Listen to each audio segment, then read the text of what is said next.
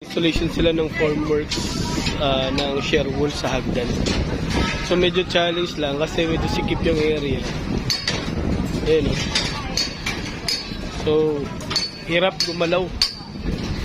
Iniipit pa nila o. Ito hindi gaano makapasok. So ito na yung nagiging balance para dito sa bubuhusan ng second floor.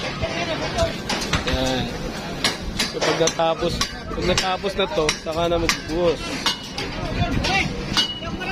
Sasari oh. Hindi pa na-fix yung iba, Hari ha? Hindi pa na-fix yung iba.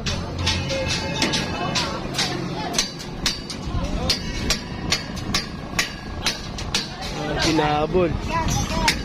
Tinambakan na ni Forma ng maraming tower ha? Ito.